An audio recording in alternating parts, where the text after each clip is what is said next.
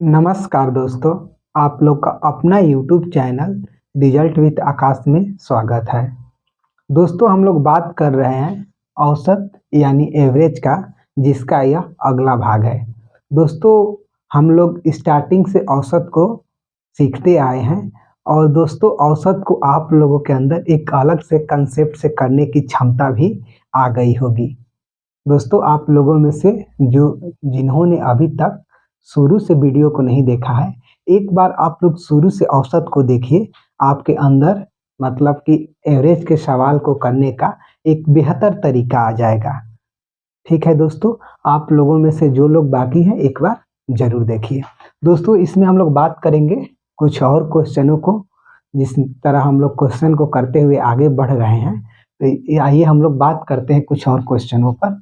देखिए दोस्तों क्या कह रहा है 5 लगातार विषम संख्याओं का औसत ज्ञात कीजिए। ठीक, पांचवी संख्या और पहली संख्या का अंतर 8 है और पहली दो संख्या का योग पांचवी संख्या से 5 अधिक है। दोस्तों यह एक बहुत अच्छा सवाल है और दोस्तों आप लोग मेरे साथ कॉपी पेन लेकर बैठे और सवाल को मेरे साथ बनाने का प्रयास भी करें और साथ ही दोस्तों आप लोग इस चैनल को सपोर्ट करें। और आप लोग जानते हैं कि आप लोगों का सपोर्ट क्या है, आप लोग का लाइक सब्सक्राइब और शेयर ही सपोर्ट है दोस्तों। तो आप लोग प्लीज इसे करना ना भूलें। आइए हम लोग बात करें, कह रहा है कि 5 लगातार विषम संख्याओं का औसत ज्ञात कीजिए।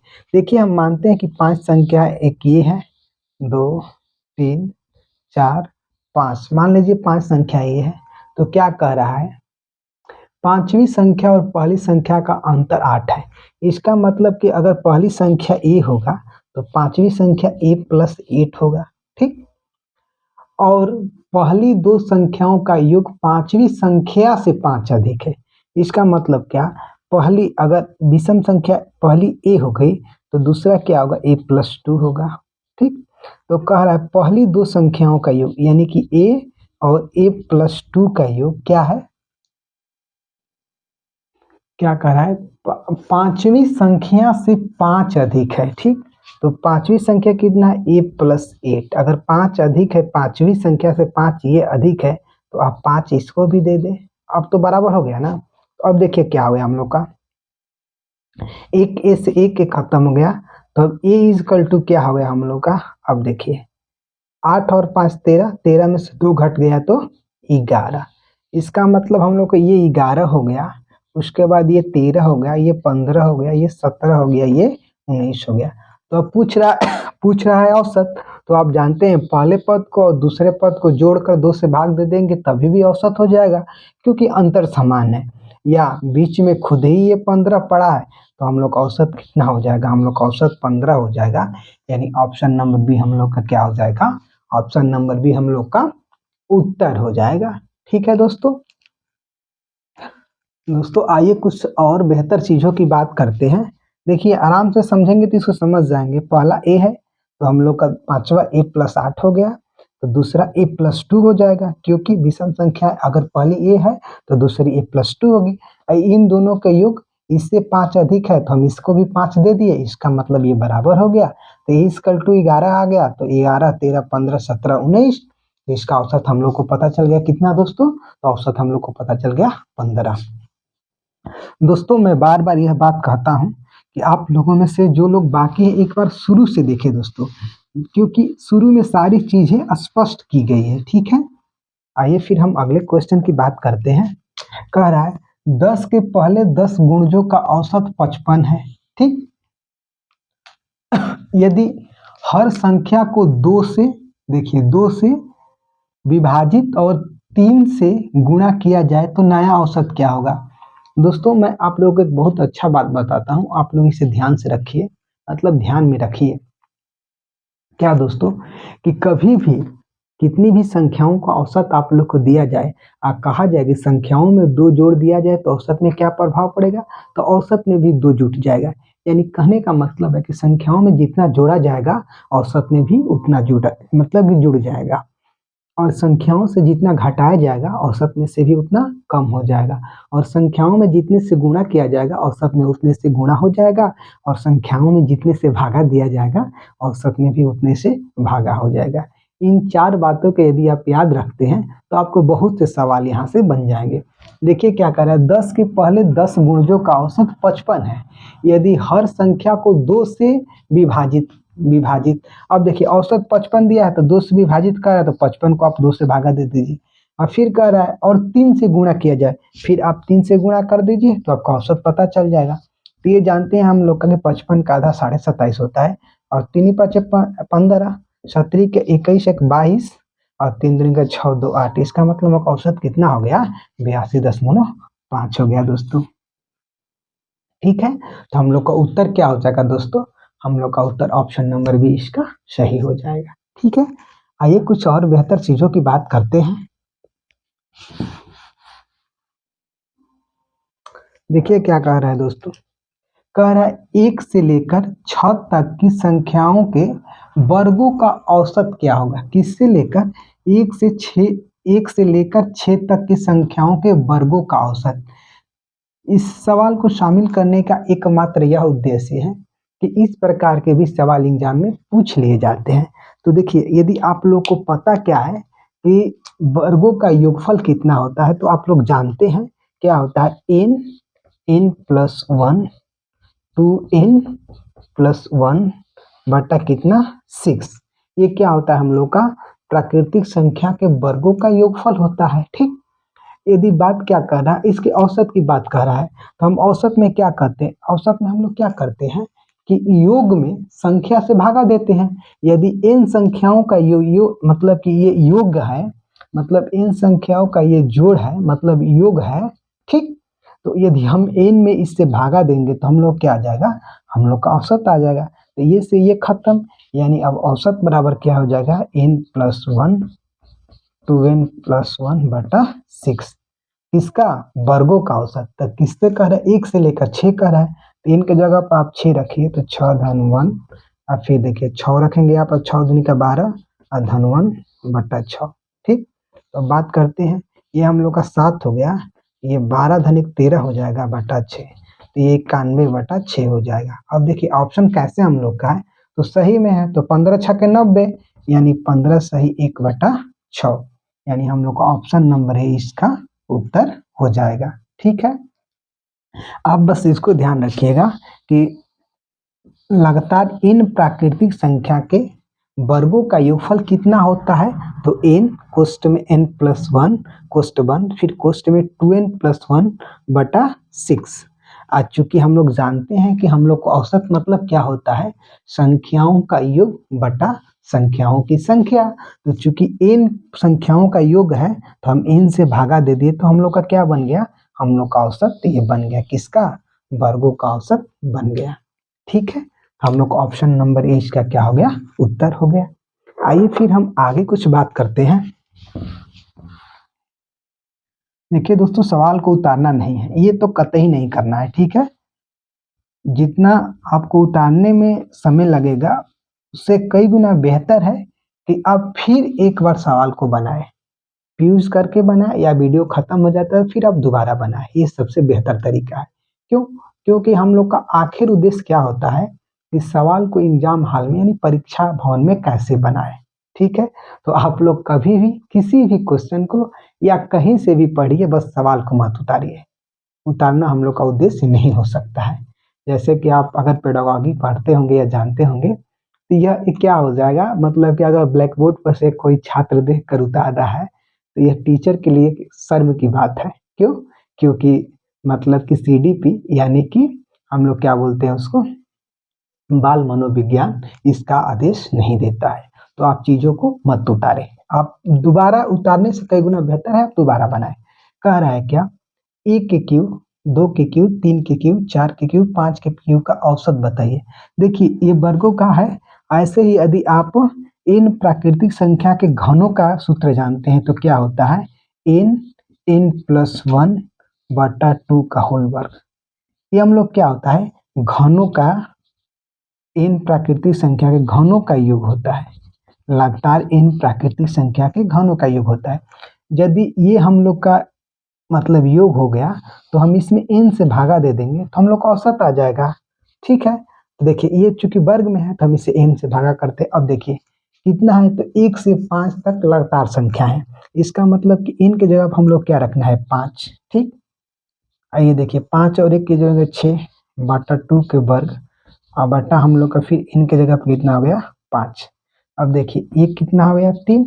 इसका मतलब क्या हो गया, 15 का वर्ग बटा 5। ठीक, तो ये देखिए 15 गुणे 15 बटा 5, पंक्तियां ही 15, 3 पचे 45, मतलब कि 3 गुणे 15, 15 तिया 45, यानी ऑप्शन नंबर बी हम लोग का क्या हो जाएगा, उत्तर हो जाएगा। देखिए आप लगातार इन प्राकृतिक संख्या के घनों का योगफल अगर जानते हैं तो उसमें क्या करिए कि आप यदि देखिए योग हम लोग औसत कैसे निकालते हैं, तो योगफल में क्या करते हैं, मतलब संख्याओं के योगफल में जितनी संख्या रहती है उससे हम भागा दे देते हैं।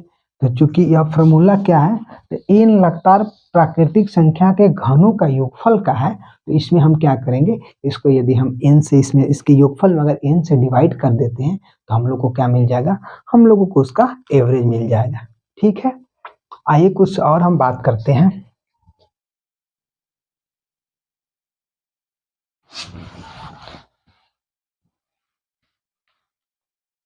देखिए दोस्तों क्या कह रहा है, निम्नलिखित में से कौन 5 क्रमागत सम संख्याओं ए बी सी डी और ई का औसत निरूपित करता है। दोस्तों यह एक बहुत अच्छा क्वेश्चन है, अब बार बार पूछा जाता है। देखिए ऐसे सवाल कभी भी देखें तो क्या कर रहे हैं, 5 क्रमगत सम संख्या, तो क्रम से आप कोई 5 सम संख्याओं को उठा लीजिए। अब देखिए आज कभी भी संख्याएं आप उठाइए तो सबसे छोटा नंबर ट्राई कीजिए। क्यों, क्योंकि जितना बड़ा नंबर लेंगे आपका कैलकुलेशन उतना लंबा और उतना हार्ड होगा। तो आप क्या ट्राई करेंगे, आपके लिए सबसे बेस्ट होगा सबसे छोटा नंबर आप ट्राई करिए। तो देखिए 5 क्रम से है तो हम ट्राई करते हैं 2 4 6 8 और 10। ये देखिए क्रम से सम संख्याएं हैं, क्या कह रहा है, का औसत निरूपित करता है। तो इसकी औसत की अगर हम बात करें तो सबको हम जोड़ देते हैं और 2 से डिवाइड कर देते हैं। यह तो एक तरीका है, या हम इतना भी जानते हैं कि 10 2 12 बटा 2 इसका औसत मतलब 6 हो जाएगा। ठीक, कैसे, क्योंकि सब में अंतर समान का है।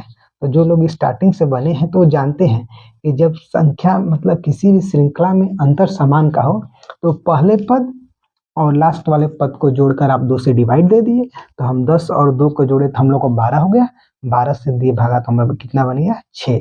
यानी इसका औसत कितना है, तो इसका औसत हम लोग का हो गया 6। ठीक, तो अब कह रहे हैं निम्न में से कौन सा विकल्प निरूपित करेगा। अब देखिए इसको करने का सबसे अच्छा तरीका है कि अब ऑप्शन से चेक करिए। देखिए ए बराबर यदि हम 2 रखते हैं, बी बराबर 4, देखिए ये हम लोग का ए है, ये बी है, ये सी है, ये डी है और ये ई है। अगर ई बराबर 10 रखते हैं तो क्या होता है, 4 2 6 होगा, 6 और 10 16, 16 बटा 5 हम लोग का 6 नहीं बनेगा ना, यानी हम लोग का ऑप्शन ये नहीं होगा। वैसे ही बात करें तो बी बराबर 4 है, सी बराबर देखिए 6 है। ठीक, फिर आगे बात करें तो डी बराबर 8 है। तो देखिए 6 4 10 18, 18 बटा कितना 2, यहाँ पर 2 है तो हम लोग क्या हो गया 9। इसका मतलब यही नहीं बनेगा। फिर हम बात करते हैं इसका, देखिए बी हम लोग का 4 है और डी हम लोग का कितना है, तो 8 है। अब 8 4 12 होगा, 12 में 2 से भाग देंगे तो कितना आ जाएगा 6। इसका मतलब कि हम लोग को ऑप्शन सी इसका क्या हो जाएगा, ऑप्शन सी इसका उत्तर हो जाएगा। तो ऐसा मतलब कि इस प्रकार के सवाल यदि आप लोग को दिखता है मतलब एग्जाम में या कभी भी आप लोग को सामने आता है, तो आप लोग सबसे बेस्ट मेथड पर जाइए, सबसे छोटी चीज़ों को मानिए और जल्दी आप आंसर को प्राप्त करेंगे। दोस्तों आप लोग एक छोटा सा सपोर्ट करिए, लाइक सब्सक्राइब और शेयर करना ना भूलिए।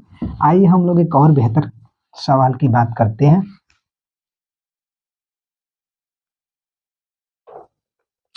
कह रहा है 3 संख्याओं का अनुपात 3 संबंधे 6 संबंधे 2 है, यदि उनका औसत 99 है तो सबसे छोटी संख्या क्या है। देखिए दोस्तों इस सवाल में कुछ नहीं है, जानते हैं कि आप 3 संख्याओं का औसत 99 है, यानी उनका योग क्या हो जाएगा, तो उनका योग हो जाएगा 99 गुणे 3। क्यों, क्योंकि औसत वही होता है ना कि संख्याओं के योग में आप 3 से डिवाइड करते हैं, यानी कि वो संख्याएं टोटल कितनी हुई, तो 69 के 27। आप मत कटाइए, सीधा कह दीजिए कि वो संख्या कितना हुई, 99 गुणे 3। अब क्या कर रहा है, यदि उनका अनुपात 3 संबंधित 6 संबंधित 2 का है, तो सबसे छोटी संख्या इसमें क्या है, तो सबसे छोटी संख्या हम लोग का 2 है। ठीक, और अनुपातिक योग से आप जानते हैं कि 6 3 9 9 2 11। ठीक, 11 9 99। अब देखिए 69 27, 27 में आप 2 से गुणा करेंगे तो कितना हो जाएगा, 54। यानी कि हम लोग ऑप्शन नंबर डी इसका क्या हो जाएगा, ऑप्शन नंबर डी इसका उत्तर हो जाएगा। ये भी दोस्तों एक अच्छा सवाल है, छोटा है लेकिन अच्छा है। क्यों, क्योंकि देखिए जैसे ही अनुपात को आदमी देखता है तो थोड़ा सा सोचने लगता है कि औसत में अनुपात ये क्या है, ये चक्कर कुछ नहीं है। जब 3 संख्याओं का औसत दिया है तो आप 3 से गुणा कराइए 99 में, तो हम लोग का योग आ गया 99 गुणे 3। और अनुपात से जानते हैं हम लोग क्या, कि सबसे छोटा निकालना है तो सबसे छोटा ऊपर लिखिए और बाकी सबका जोड़, तो सबका जोड़ हो गया 11। अब 11 से हम 99 के 11 99, 29 27 दूनी का 54 यानी 54। हम लोग ऑप्शन नंबर डी इसका क्या हो गया, ऑप्शन नंबर डी इसका उत्तर हो गया। आइए कुछ और बात करते हैं।